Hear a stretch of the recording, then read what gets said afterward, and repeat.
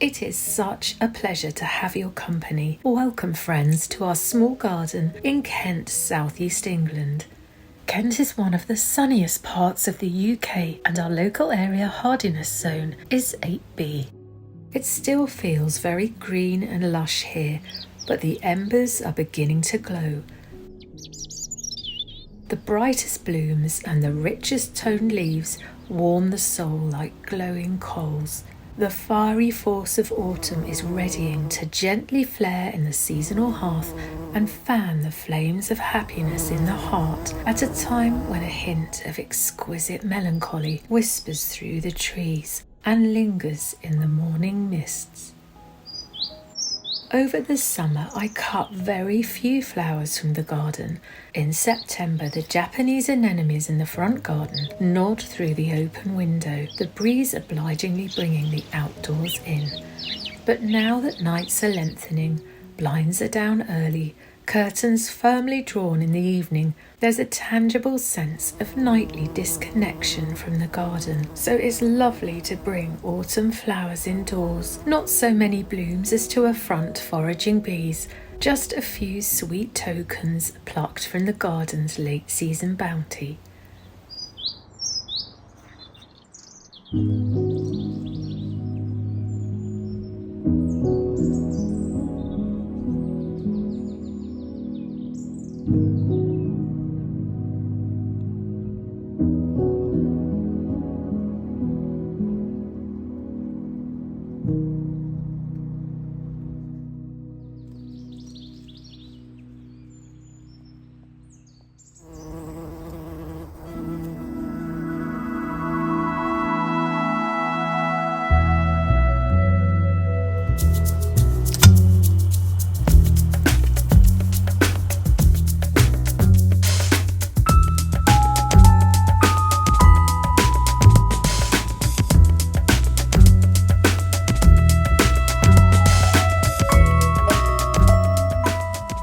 At the bottom of our garden we call the northeast facing, rather waterlogged pocket the Lost Quarter, on account of the 20-year-old Fatsia japonica dominating the corner border, completely engulfing other hidden evergreens like Skimmia and Winterbox. For all it conceals, the Fatsia does create a lush backdrop to the oversized bronze-coloured bowl of hellebores currently interplanted with annual miniature begonias that have been flowering since July, and self-seeded dog violets, bordered by hydrangeas, overhung by ferns, and with a deciduous overstory of Chinese dogwood, which in its native habitat is a forest understory tree.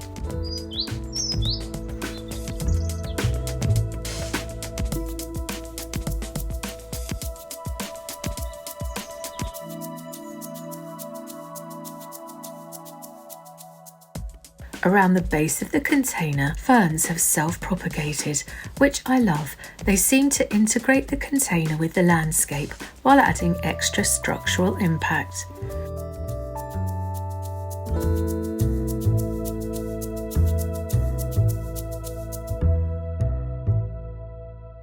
The Fatsia also conceals all these woody old honeysuckle stems. I used to want to cut back the bare branches until I saw nesting birds pulling material from the peeling stems and fledgling blackbirds waiting for their parents, completely camouflaged amongst the woody mass. I also used to think there were mice in this area, which made me a little fearful, hearing evening rustlings amongst falling leaves, but then I realised they were the sounds of frogs hunting in the damp slug and worm and beetle-plentiful haven. Those little rustling noises make me very happy now. Hopefully pollinators too will be well provided for in the Lost Quarter next spring, because this evening, in a race against the fading light, I planted some snake's head fritillary bulbs around the ferns beneath the bronze planter to add to the springtime nectar and pollen supply from hellebore pink frost.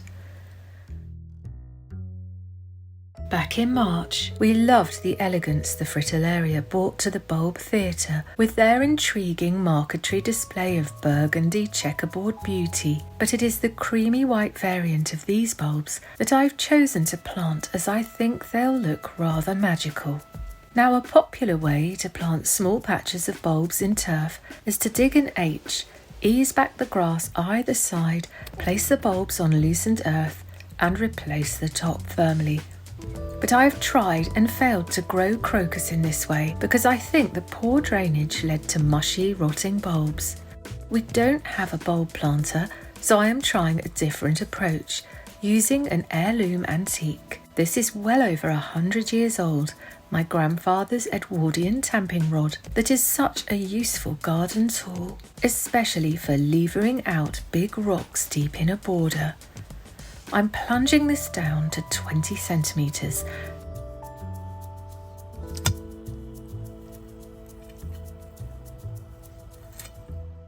Now I need my sandy compost, the cut-off top of a drinks bottle, a paintbrush and my bulbs. I'm pushing sandy compost down the spout directly into the hole, filling up to about 10 centimetres high and then gently settling that down. The basal plate at the bottom of the bulb will face downwards and often has a little mat of roots visible. The top has a central depression around a very minimally visible pointy tip. These snakehead bulbs need moisture-retentive, humus-rich soils and full sun to partial shade. The holes I've made are wide enough to place bulbs in by hand, although after I planted them I noticed the warning they are an irritant to skin and eyes. Then, using the bristles of a paintbrush, because I did note the instructions that these bulbs are delicate, and I'm not sure how delicate, I applied gentle pressure, easing the bulbs down just a little further into the compost.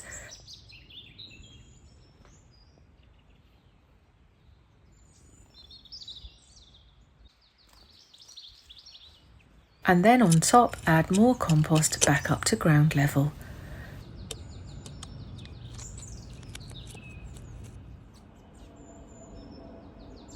A little added moss disguises the holes. My hope is that by setting each bulb on a base of open textured compost, it will establish happily in the moisture it enjoys without rotting. And next spring we will see if the plan has worked. Next up is a ghost story, but if you would rather not leave the horticultural headspace, please skip this chapter.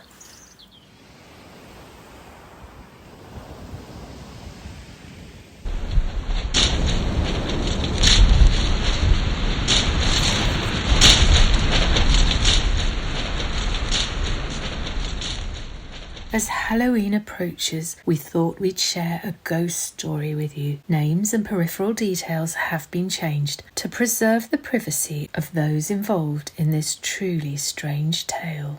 Our friend Debs moved to an 18th century flint and brick cottage on the south coast of England.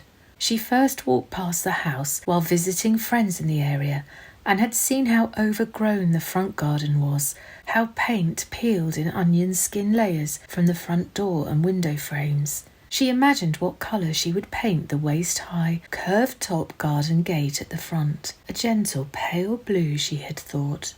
The second time Debs visited her friends in the village, a garish sign outside the old cottage announced it was for sale. Debs arranged a viewing and completely fell for the authentic charm of the place. It had creaky floor character and low oak beams and beautiful sea views. It was in need of renovation, but fortuitously Debs' brother Giles is a builder, so Debs was not overly daunted by the prospect of needing work done. She knew who she could turn to for reliable help at a reasonable rate, and, after all, the structure's imperfections were reflected in the asking price. Those flaws were what made the cottage affordable to her in the first place. That summer she moved in with her local friends, Josie and James, while work on the cottage was carried out by Giles. Debs began commuting daily to her publishing job, back and forth to London, Meanwhile, her brother stayed in the cottage,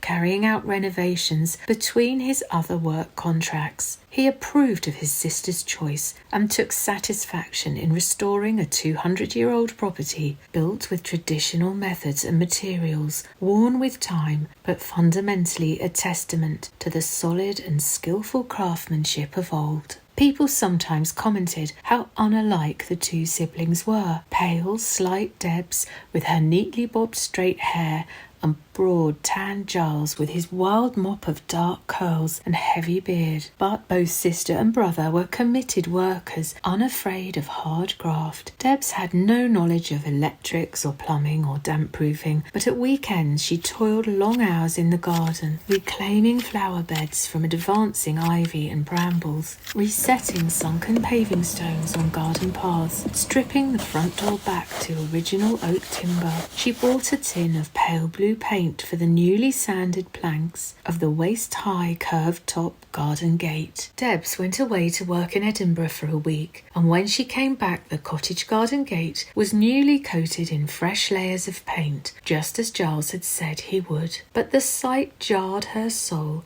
It wasn't the tasteful pale blue satin finish she had carefully selected. It was a searingly bright, glossy red.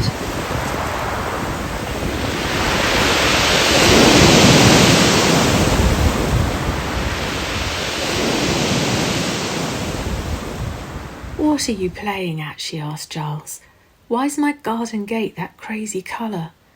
"Well, hello to you too," Giles responded gruffly. "You chose the colour. It's not on me if you've changed your mind." "The tin I gave you was the exact shade I wanted," she said, feeling increasingly perplexed. "The tin you gave me," Giles nodded towards the corner of the room, "is right there." Debs looked at the tin. It was identical to the one she had bought, but the label at the front clearly displayed a bright red shade. And then Debs paused and remembered that the tin of blue paint at the front of the shelf in the store had been slightly dented, that she had instinctively pulled out the one behind and probably not even looked at the colour, just assumed it was the same shade as the one at the front. And with the tin packed in amongst the boxload of other items she'd transported back from the store, she obviously hadn't even noticed her mistake. "I'm sorry," she said to Giles. "I've messed up." He softened with her apology. "I'll sand and repaint if you get the colour you want," he offered. "No need, I can do that," she said. By late August, the house renovations were close to completion. One warm Friday evening after work, Debs turned up to help Giles restore the last section of lime plaster in the front bedroom. She realised, arriving at the garden gate, that somehow over the passing weeks the red paint had begun to grow on her. She'd become more and more accustomed to it. She still intended to change the colour at some point, of course, but its brightness felt strangely comforting in a way. Entering the house, she noticed the absence of Giles' rock playlist that usually came thumping out from his iPhone while he worked. She ascended the wooden stairs, which still retained one or two characterful creaks and squeaks, and entering the front bedroom, she found Giles sitting on the floor with his back to her, hands cradling his head. He started as she spoke his name and turned, looking pale and shaken. There was a tide of sweat beads along his hairline, and his eyes were almost avoiding hers. "I don't feel right," he said. "Something seriously weird has happened." Giles had, he told Debs, set about chiselling away the patch of plaster, working almost to the rhythm of his music. Despite the open windows, there was no sea breeze on this hot, humid, becalmed August afternoon. He had worked in a haze of heat and dust, but quite suddenly had begun to feel strangely cold and shivery. His head began to ache. He'd turned off his music. That was when he began to detect a muffled noise coming from inside the wall he'd been working on. It was a woman's voice, repeating something over and over. At first he couldn't hear what she was saying, but the voice became clearer. He made out her words. "Come home, come home, come home, come home. over and over like an incantation, and the voice sounded as though it was moving closer and closer, with Giles instinctively moving back step by disbelieving step, and then very briefly the faint ghostly apparition of a woman emerged from the wall in a black dress with a black pinafore and grey hair tied in a bun. And then the image faded till there was nothing but a million dust motes dancing in sunlit shafts. Debs would have laughed or scoffed or punched Giles on the arm, but she could tell that he was earnestly describing something he had truly experienced, even though it sounded like a ridiculous cliché of a ghostly figure, even though it clearly must have been all in his mind. "I don't believe in ghosts," she said simply. "Nor do I," replied Giles. "I feel terrible. I think I have a fever. I think I must have been hallucinating." Giles, it transpired, did have a slight fever. He soon recovered. The wall was replastered with no further ill effects or unsettling experiences.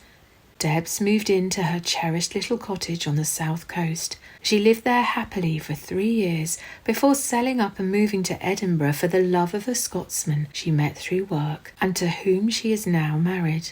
She never did repaint that front gate. Giles almost bought the cottage from his sister, but perhaps some lingering memory of that strange afternoon and the ghostly apparition held him back. At the time of Giles' ghostly sighting, Deb's friends Josie and James, who were medical professionals, had offered a plausible theory for it all. Toxic mould, they said, could be to blame, a legacy from the years before the roof was retiled and the house made watertight. As Giles chiselled off the crumbling plasterwork, millions of microscopic spores from the wall behind were released into the room. Giles had inhaled these potent neurotoxins, causing a sudden change in temperature regulation, a feeling of confusion, and hallucinatory experiences of the visual and auditory system. One evening, months after Debs had moved to Scotland for the new chapter in her life, her friends were having dinner at a colleague's house. Josie noticed a charming little framed oil painting hung over the fireplace and got up to examine it. The paint had cracked and the varnish had darkened with age, but the little cottage was unmistakable. "That's Deb's cottage," exclaimed Josie, peering to examine it further. "Our friend lived there till recently," James explained to their host. "Her brother did a terrific renovation job on that place." Deb started shaking her head. "No way," she whispered. "James, come and look at this." At the front of the cottage was a red, waist-high, curved-top gate, and standing behind it was a woman in a black dress and a black apron, with grey hair pulled back in a bun. Their host recounted that his artist grandmother had lived in the village and painted many local residents, including old Mary Midfellow. She was known to wear nothing but black since her husband drowned at sea. She had taken the washed-up wreckage of the stern of his red-painted fishing vessel and used it as a garden gate to stand out like a beacon when viewed from sea, to guide his spirit home to her from the watery depths where she believed it was trapped. Josie and James looked at one another in disbelief. The patina on the painting and the dinner table candles and flickering firelight made it hard to appreciate the details of the picture with acuity.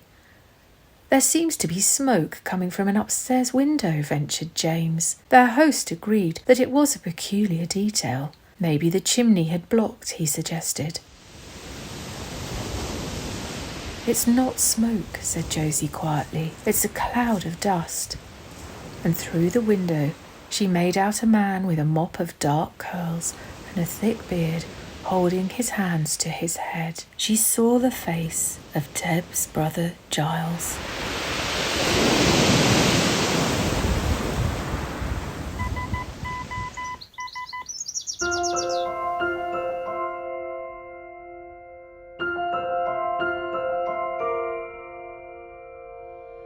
Why have we taken our Dwarf Scots Pine out of its terracotta planter? Well, the poor thing is looking rather unwell and may be affected by a horrid needle blight called Dothistroma septosporum.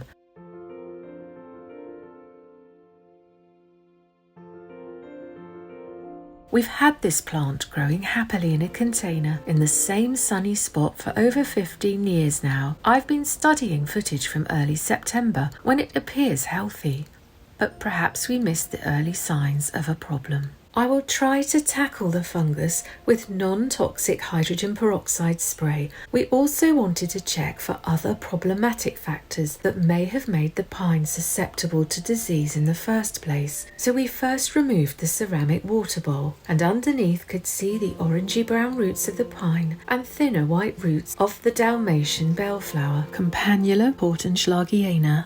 Sorry, Mr. Centipede. I lifted off the flints, slates and pebbles, then we moved the whole thing onto the garden table before easing the pine from its planter for a closer inspection.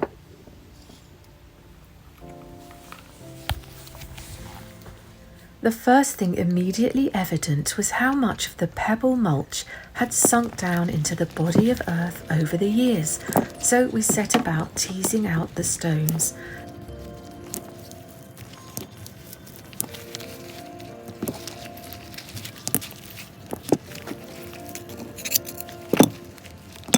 And I immediately felt regret for all the creatures rushing around in terrible panic, like confused harvestmen and woodlice, finding their environmental haven has suddenly become disrupted. One container of perennial plants can support so much wildlife.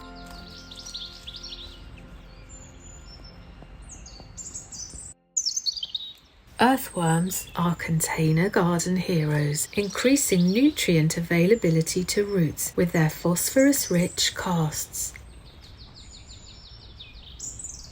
I had expected to see pine roots encircling the pot's circumference round and round, given its 15+ years of restriction, but the tree didn't seem obviously root-bound or in need of a bigger container. The other possibility we considered is that the campanula growing all around the pine, which self-seeded years ago, adding vegetative cover for wildlife, is perhaps now established to the point of competing for nutrients in this limited space. So we removed it to transplant elsewhere in the garden and added a generous amount of feed-enriched tree and shrub peat-free compost to the planter before replacing the pine and returning the inorganic mulch of flints, slates and pebbles in a whimsical pattern to try and distract the eye from the fact it looks rather naked now without the campanula carpet. Trees, even miniature ones, become such dear old friends. I find myself looking back at photographs of the pine as a tiny sapling, as though compiling a cherished album of childhood.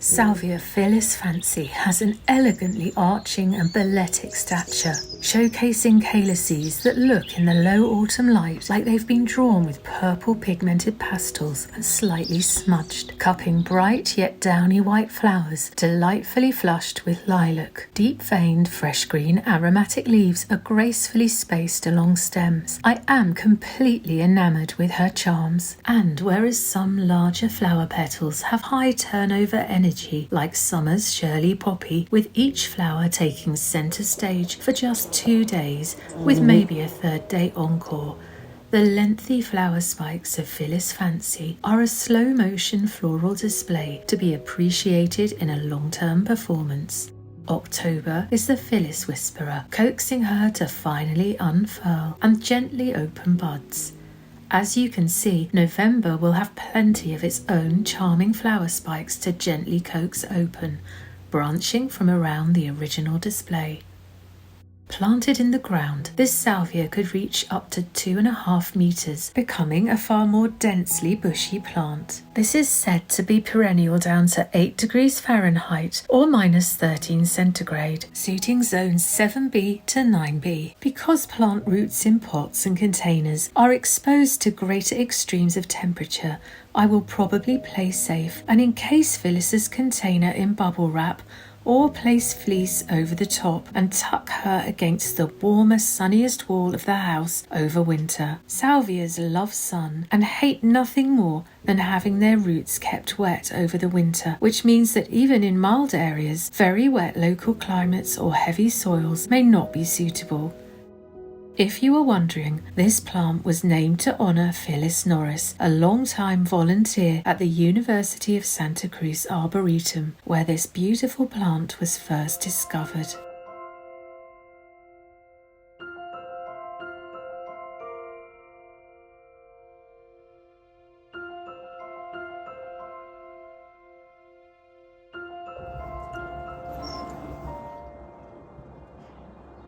The autumn garden has a slightly mysterious atmosphere. Unexpected fungi emerge from pots where ornamental spring bulbs will soon begin to awaken from their sleeping beauty spell. And tiny toadstools gather conspiratorially around hellebore stems. Moths have become a more common garden presence than butterflies. The Herald Moth is handsomely splendid, drinking from Mahonia blossom at dusk.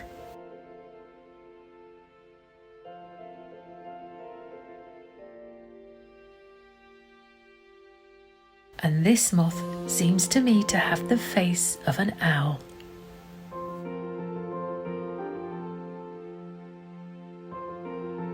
Butterflies are a rare and precious sight now. A red admiral visited yesterday briefly in the sunshine, and this one was savouring buddleia nectar at a local nursery. I love how even the very last few flowers of the brown buddleia panicle will never be overlooked by eager pollinators in our garden. The breath of natural autumnal decay scents the morning air, yet there's still so much excitement and anticipation. Poppy seeds have just germinated, sown to get a head start on the spring display. We've come across a gorgeous new salvia to add to the container garden next year.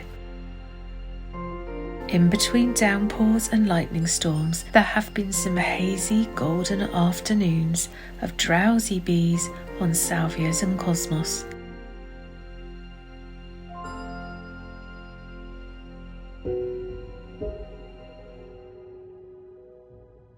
Sending out a heartfelt thank you to everyone joining us on the Mid-Autumn Garden Tour, and our huge appreciation and thanks flowing out to all those who like our videos, subscribe to our channel and send such lovely, supportive and interesting messages. We'll see you soon, and until next time, we wish you all flowerful times and nature-soothed minds.